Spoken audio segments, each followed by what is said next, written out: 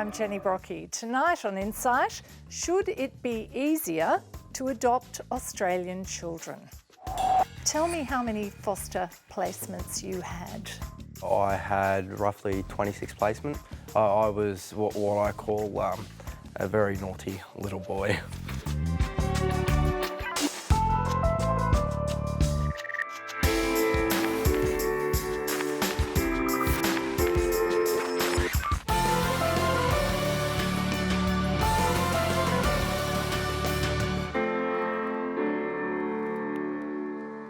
Welcome everybody, good to have you all here.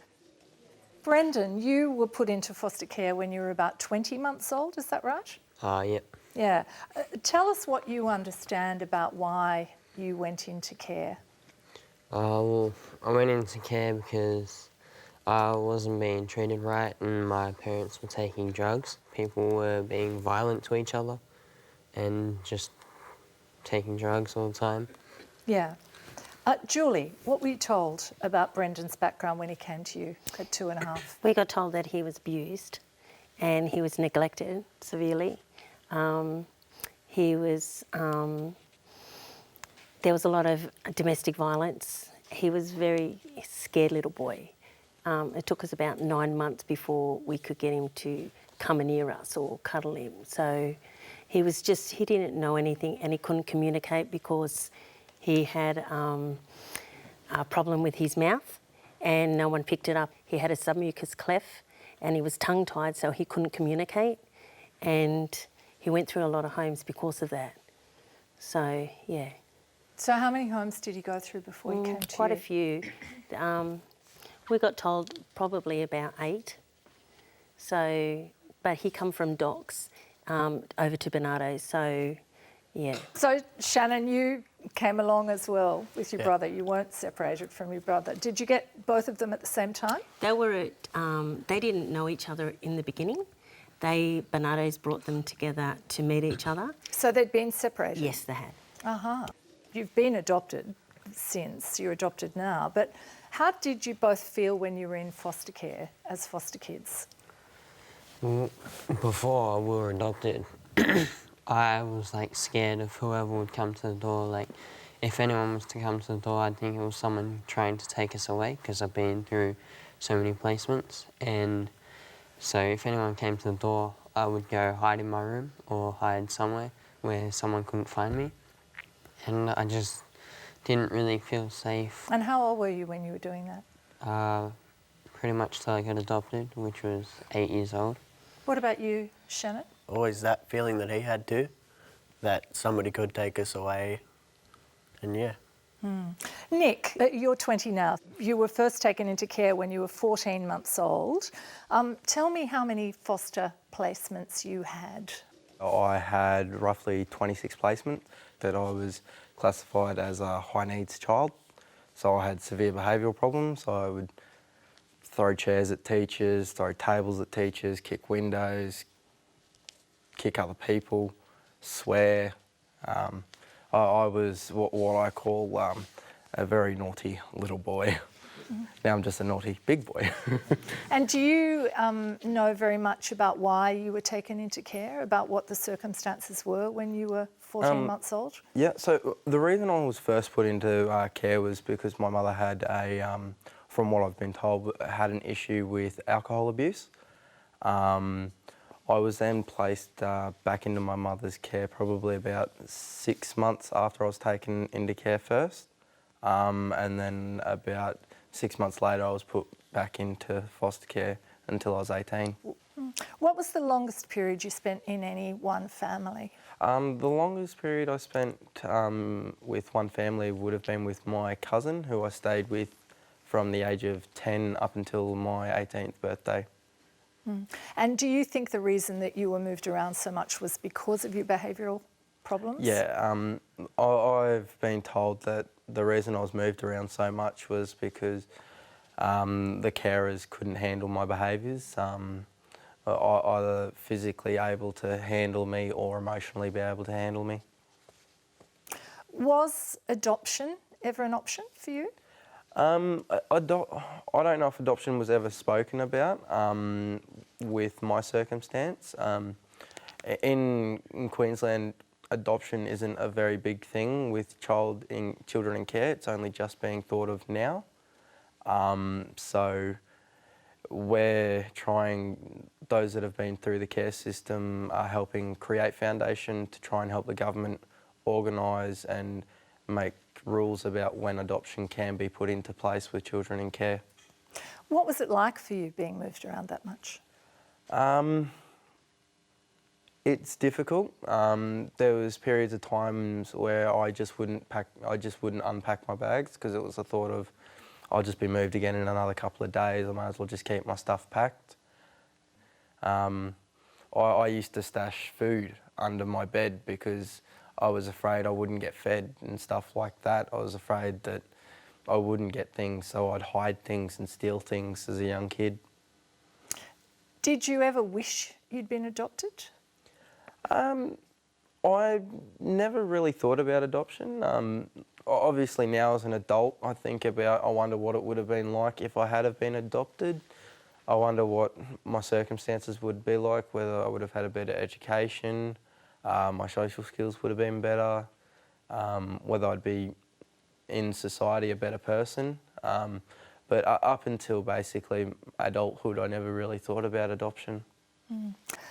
Tori, you went into care shortly after you were born.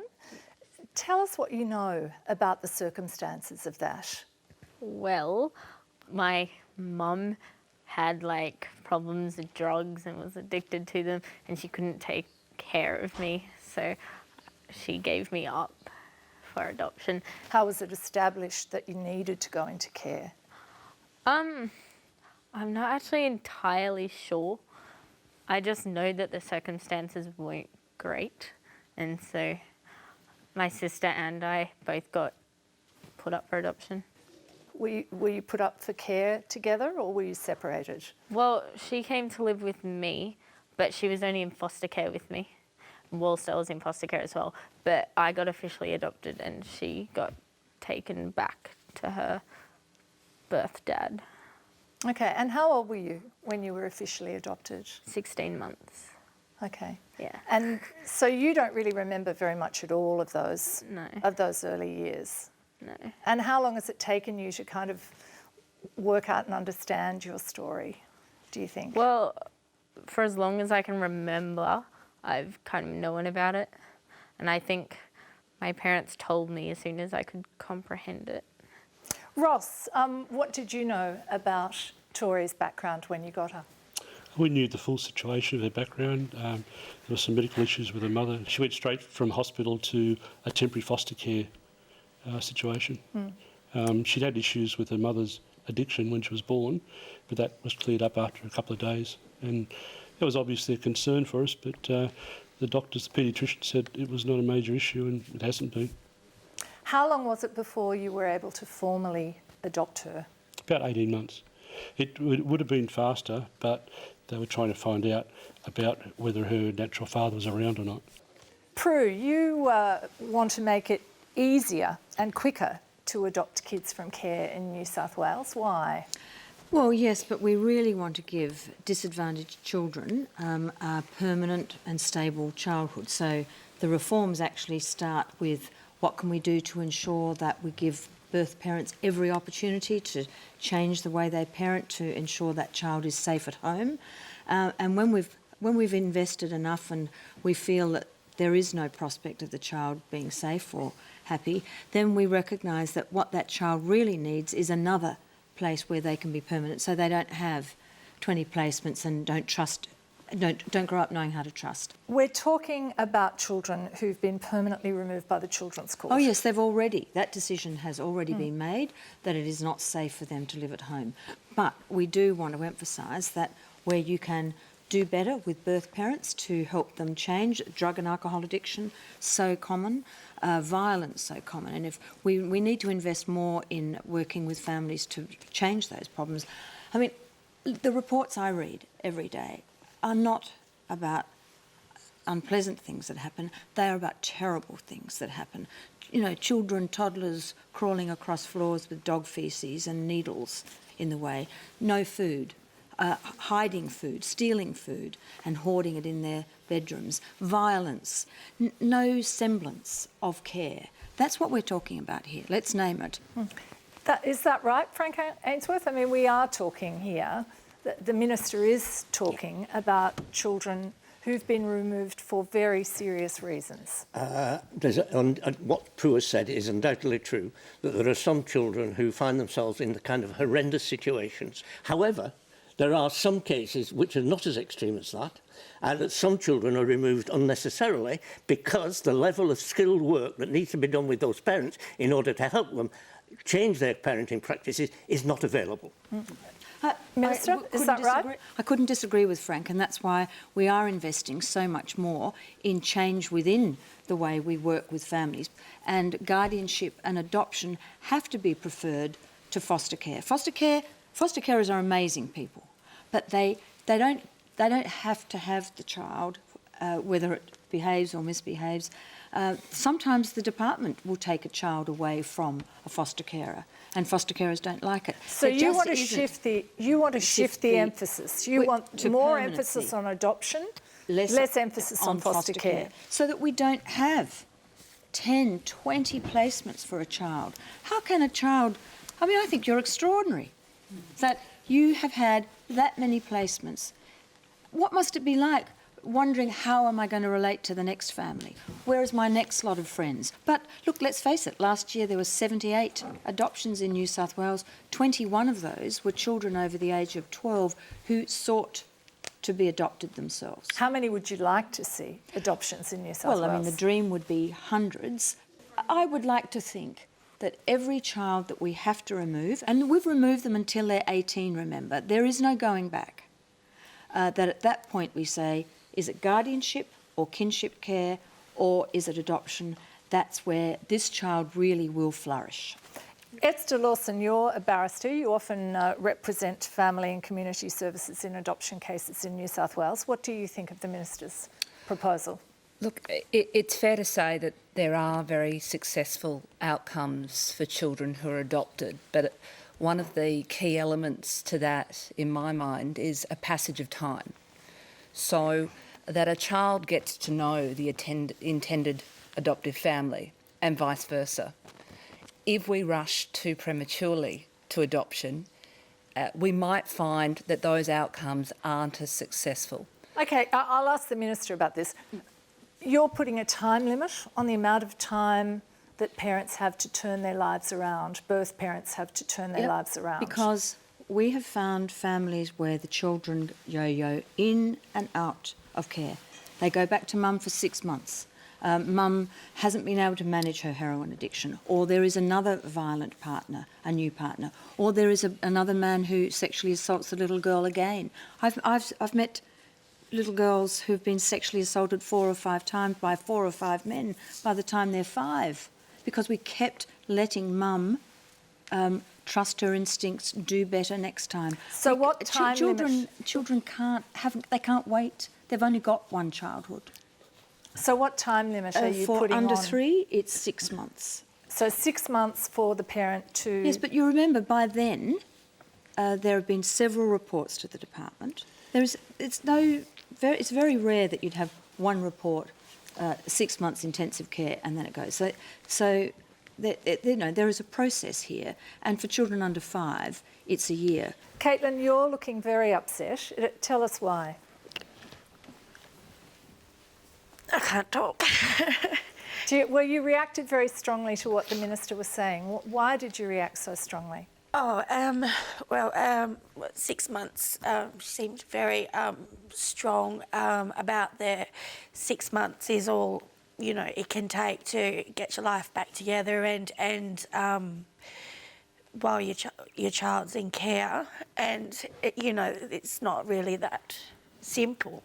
Now, one of your children was removed from your care when she was 9 months old. Yeah. Why? I was a drug addict, and I was in domestic violence, and it was really bad. And the other 2 children were living with their fathers. Is that right? That's right. Yeah. And it wasn't ideal but there are also no supports there to help. So it took a lot longer, and I actually had to find the supports myself. But that's why the 6 months timeline isn't practical.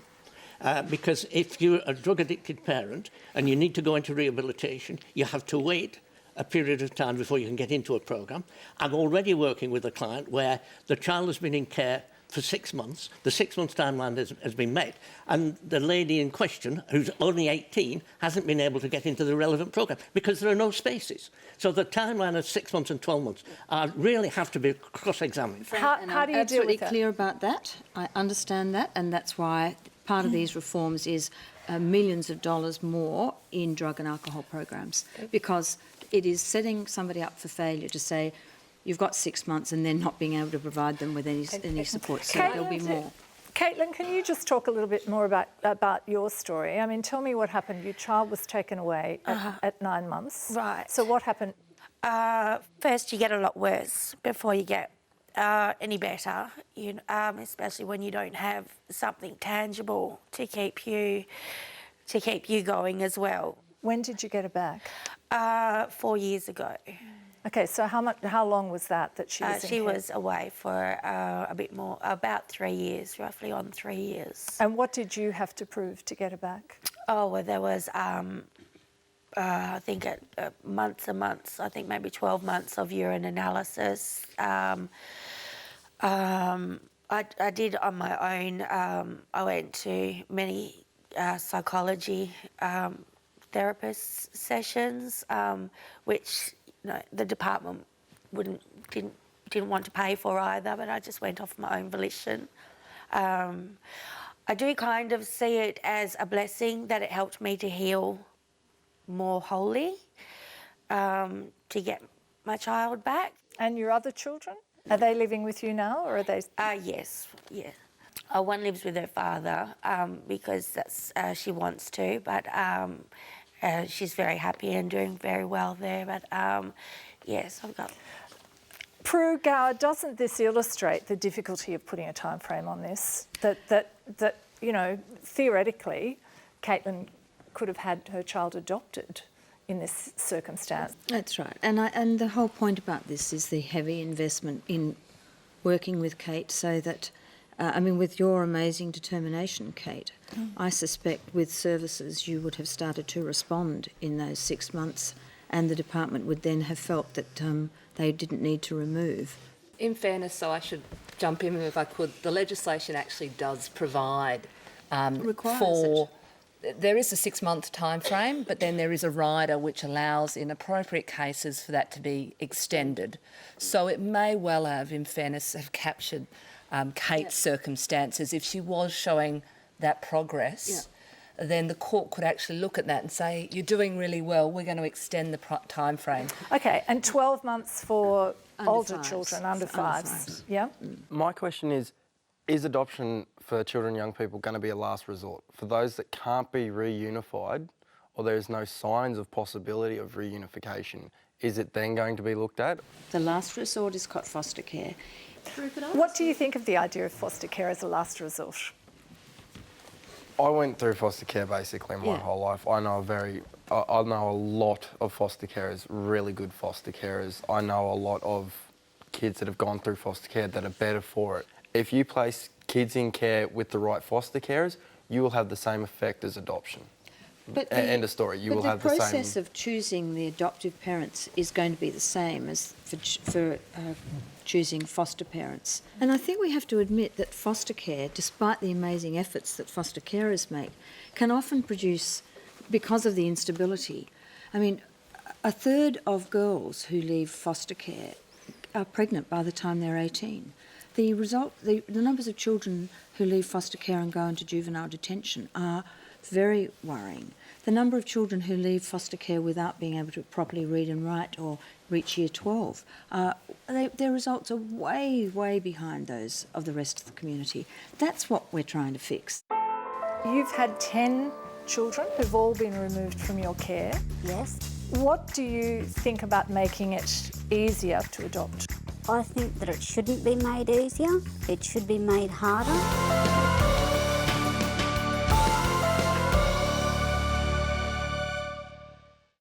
inside the detention centres. As new video and photos emerge from Nauru and Manus Island, the explosive claims continue. These are very serious allegations. How widespread was this? Dateline tonight, 9:30 on SBS 1. All you need is just to find, to realise what makes you dream. There's never been a better time to enjoy that Peugeot sensation, because right now it's the Peugeot Sensations event. Get the 508 Allure and relax with capped price servicing for just $42,990 drive away. Hurry, offer ends soon.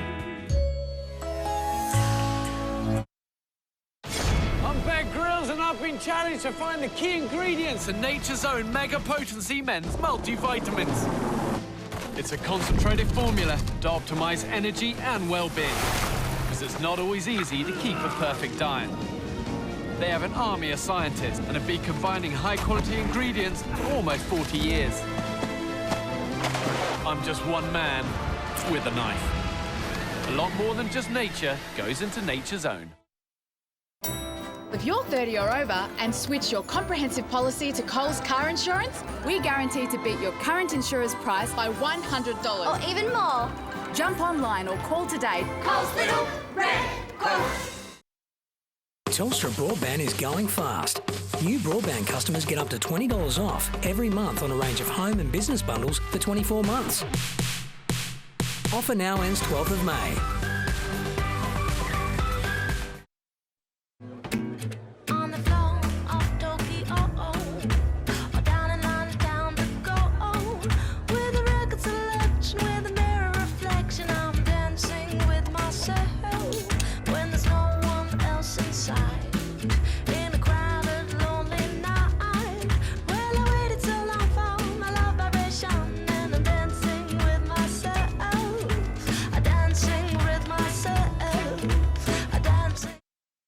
Everyone's loving the 1% suit. Oh, thanks. I've made some improvements. Check this out.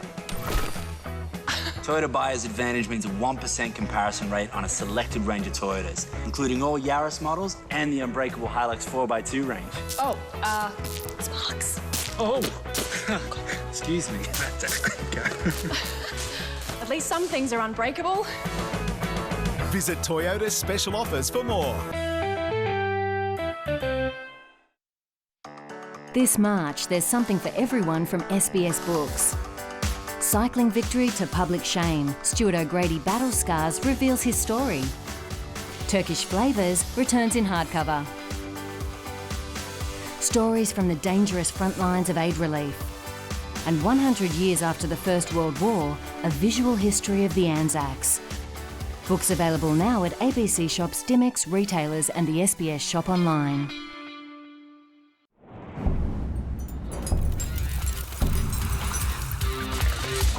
Words and weapons, sharpened knives, makes you wonder how the other half died.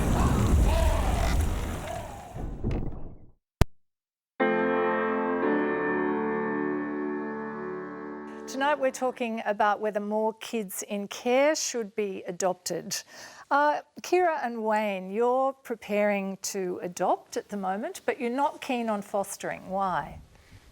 Just some of the stories we've heard already tonight, the possibility of the knock on the door to say, look, you know, we've found somewhere else for this child to live, the possible instability there would be sort of pretty tough to become attached to someone and then have them possibly be removed for whatever reason, or it's not. So what sort of process are you going through at the moment? Well, we're going to go through the Barnardos Foster to Adopt program.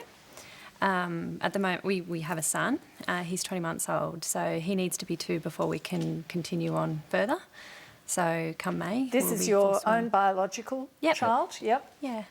Yep. So once he turns 2 in May, we'll be full swing and moving forward with all the application and the approval process. Now, you called it Foster to Adopt and you said you didn't want to foster. I just want you to clarify that for people who might be a bit confused. Yeah, so the program through Barnardos to Adopt, there is a period in the beginning where you do foster the child, because obviously, all the right checks and everything need to go in place. The actual adoption process takes up to 6 months or thereabouts. So it's, I guess, a way of bringing some stability in straight away, and then while those processes take place, then the child is already there and starting to become acquainted. And why do you want to adopt? Well, we want another member of our family. It's exciting to know that you can offer a child that loving, stable home instead of them being in, 12, 20, however many foster homes until they're 18 and they're no longer a ward of the state. It's really exciting to be able to give that loving, nurturing environment to a child and have that child be part of our family. Just wait a sec, yeah.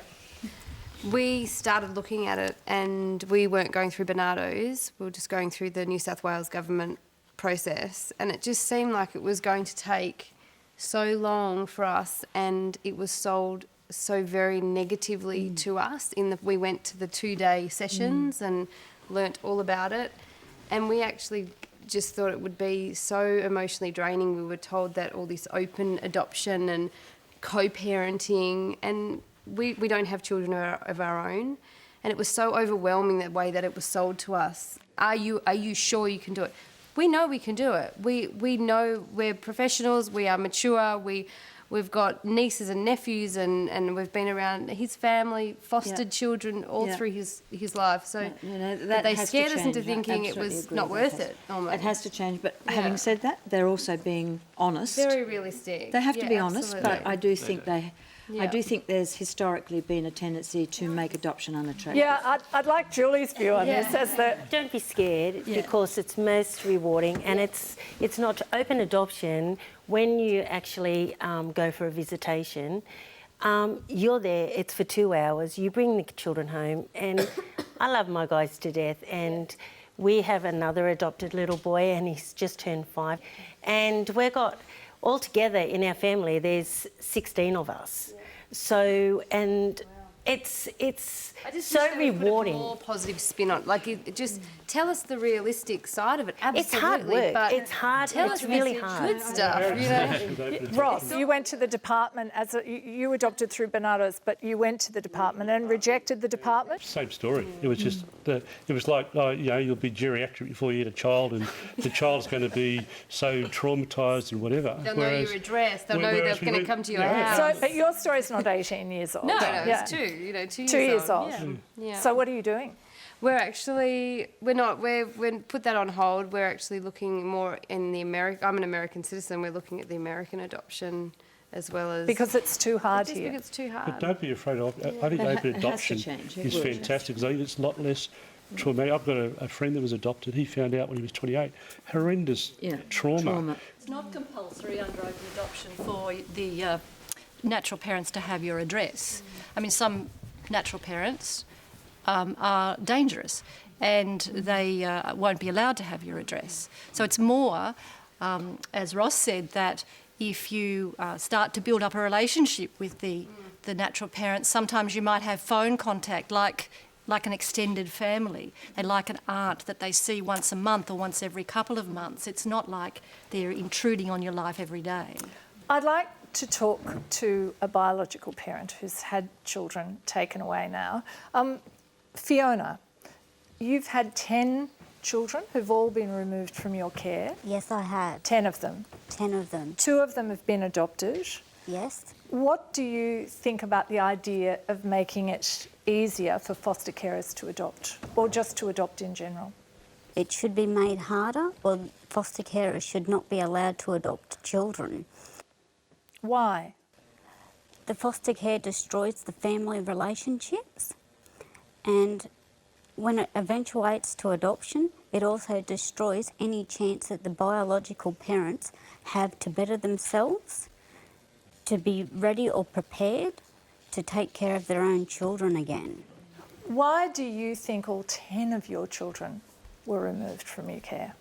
I was incorrectly diagnosed with a mental illness that was later discovered only 3.5 years ago. I was incorrectly diagnosed with personality disorder. But no one has 10 children taken away because of a false diagnosis.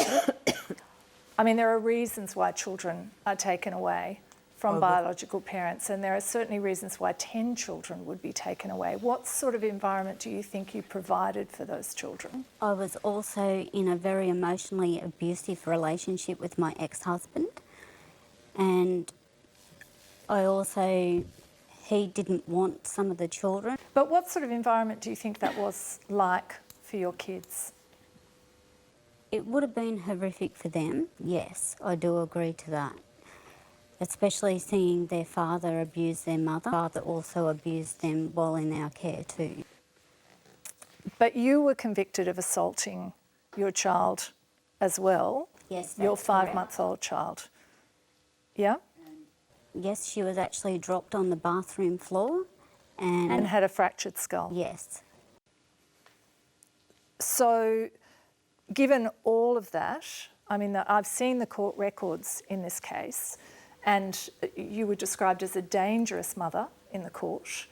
What I'm interested in is, given all of that, why you're so opposed to the idea of the children being adopted. I think all of those children, have spent something like between 15 and 18 years of their first 18 years away from you. So I'm just wondering why you don't want to agree to the idea of adoption of children in those circumstances.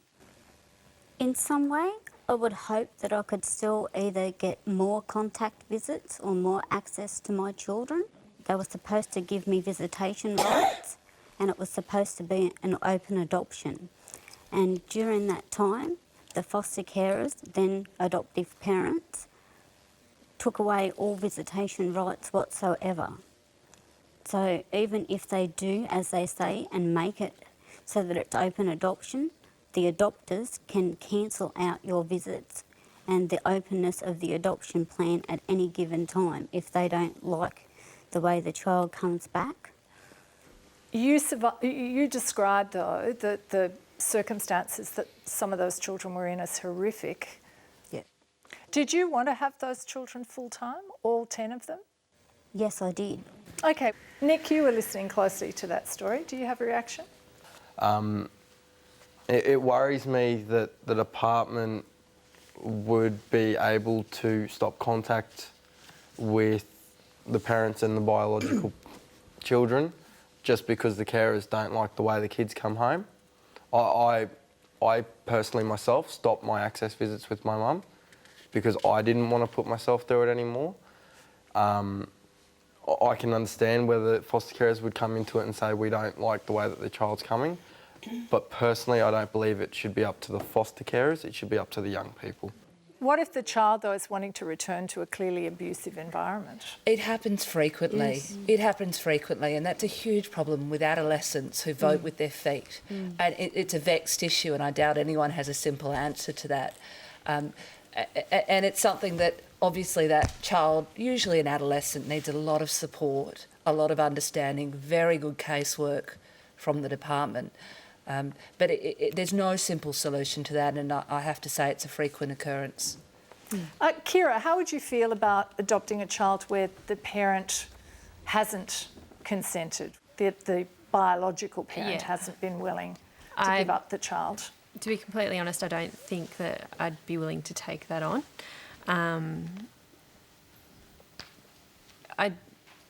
Especially if there is the chance there of, a mother rehabilitating and being able to provide the loving, nurturing home that the child deserves. Prue, did you want to say something? It's just that I think when a child is adopted and the care and the adoption arrangements include contact with the parents, the birth parents, we expect that will be honoured. And if a relinquishing parent feels that hasn't happened, they should always feel that they can come to the department and complain. But I have to say, if the adoptive parent reports that the contact visits are always distressing, the birth parents are drunk or abusive or and just distress the child, then we've got to put the child first and the interests of the child. And if the child is frightened and distressed by contact visits, then that's got to be managed. What are those visits like for you as a kid with your biological parents? What were they like for you to start with, Tori? It was just like, oh, you're another person I can talk to, cool. And then I didn't talk to her for like ages because she kind of went back on drugs and we didn't communicate, and that didn't really bother me. But it's a bit hard when she says stuff like, oh, I'm so glad that you've grown up all happy, that's all I've ever wanted for you, and like, I love you and stuff like that. Like, that's a bit hard to hear because you're like, oh, I don't know what to say back, but thank you. And so, yeah. Brendan, what about you? And Shannon, I just want to hear from the kids first. What's it like? What's that been like for you? For visitation, like, we stopped at 12 because we wanted to, but it was always like, there was always an awkward bit of it where we needed somebody else there just in case, like. It's a security thing. Every contact visit they've had, I've always attended. And in the beginning, the mum was very different. She was not approachable, but she turned her life around and she was more pleasant. We started to have a better relationship, and that was due to the support we got from Barnardos, from the case manager. What was it like for you emotionally, though, having those visits when you had them? How would you feel afterwards? Like, before, when on like the car trip to the place where we'd go, I would feel nervous, like I'd tap or I'd like not stop talking. Like, is that what you do when you're nervous? Yeah, like, yeah. I can get really annoying. And and like after it, I'd sort of like calm down, like feel, well, it's over now. I don't have to stress as much. And then. But it was a bit of an ordeal for you. It wasn't something like, you enjoyed doing. Occasionally, because I'd have the dreams I would remember, and then it would make it that little bit more tougher to go see my biological parents and be like, you're fine with me now, after realising what they've done to me. Like, That's really understandable. So you went to your mum and said, enough, I don't want to do this anymore? The day, like on my birthday, I was told I was allowed to stop, and I went for, I think it was a couple more visits after that and just stopped completely. And Shannon, you made the same decision? Yeah. Yeah, you're a tight little unit, you two, I gather. Yeah. Yeah? Yeah. Yeah. Dorothy, I know you think that foster care isn't the only option, and you have a different situation in Victoria. Can you explain what that is? In Victoria, sometimes children are put into permanent care, particularly if parents aren't willing to sign adoption orders. So our daughter had one parent who wanted adoption and another parent who didn't, but he was very happy to sign a permanent care order. So the child is placed with us permanently. We have a court order. We had a court order saying that she was under our guardianship till 18, and a note on that saying she would be known as, and our name at the end. So she was always known by our surname, but her birth certificate isn't changed. And Belinda, what's that like for you? There really wasn't much difference between that and adoption. Like, I grew up, I'm so lucky. I grew up with, you know, a fantastic family. And I was taught. Sorry. That's okay. That's okay. It's very emotional territory. I was taught a different way of life, that I could better myself and that I wasn't in that cycle. Belinda has contact with a half-sister who actually grew up with her mother, and so she's sort of been able to compare, I guess, in the last few months, the way she has grown up and the way her sister has grown up in the same circumstances that perhaps her mother had grown up in. So she's been able to see a big difference perhaps between the way she thinks and the way her half-sister thinks. And how long have you been with your mum here? Since I was 14 months. I was born heavily drug addicted. So yes, there's a problems. pattern in all these stories, isn't there? There's a pattern of drug addicted mothers and absent fathers. Yes, really, with so many of these stories tonight. So, would you like to be adopted, or doesn't it matter to you? To me, permanent care was the same as adoption. It was permanent. I grew up with security. I grew up with, love, and they stuck by me. There was no worry of me ever being taken away. No matter even how when she bad was I being got. very difficult. No matter how far off the tracks I went. But yeah, that was never a real fear. Khaled, you've been sitting here very patiently listening to everybody's story. You're 17. You were removed from your biological parents when you were three months old. Yep. Why? What do you understand of why? My mother was a heroin addict and she couldn't take care of me. My father wasn't in the picture at the time, so I got removed from her care by the state and got put into another foster family, and I think I was there for maybe 2 weeks or so, and then I got put into the family that I was with now, and I've been there since I was 3, about 4 months old or whatnot, and I've had contact with my biological mother all the way through. My father, it's been off and on. He's out of the picture now. Now, he contacted you when you were 12. Tell me what happened. That's what kind of started me. The adoption went through when last year. I asked for it after the incident. He contacted me, and that freaked me out, had security issues and whatnot. And I think Docs rang me asking if I wanted to see him again because he went through them. And I said, no, I didn't want to see him. And that's when I asked to be adopted over the phone to them. And from then onwards, it went on until last year. So that really prompted you to push to be adopted? Yeah, it was a big security issue for me. Yeah. You were scared that he Yeah, I was could scared get he'd you actually back. would come back. Yeah. And was that the only reason you wanted to be adopted? I always wanted, because the legal side, like I wouldn't be taken away from the family I was with through foster care or anything by anything, and just I always wanted it. And what about your mum, contact with your mum? My biological mum always had contact with her. We have weekly phone calls and whatnot, or fortnightly. If she's been incarcerated, it's been talking over the phone, and other than that, we've gone visits, me, mum, and mum. And Mum and mum, you call them both mum, yeah? And it gets confusing for them. Me, mum, and mum, we wouldn't have a doc supervisor. We did at the start, but then it just was us three, or my dad would come, the one that I live with, and we just go movies, park, or we just go out to lunch, anything. Is she in jail at the moment? Yeah, she's been incarcerated since November. She says she gets out June or whatnot. So she goes in and out of jail on drug offences? No, a lot of them are speeding offences. Okay.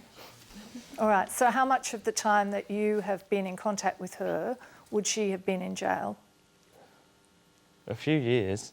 There's been times she's been in there for a year and a half, and then there's other times she's been there for a month or two. It differs from range to range. So those visits aren't unsettling to you in the No. way that Shannon's describing how his visits were? No, not for me. Okay, interesting. And Rosemary, you're Khaled's adoptive mum. Yes. How did you react to all of that, especially the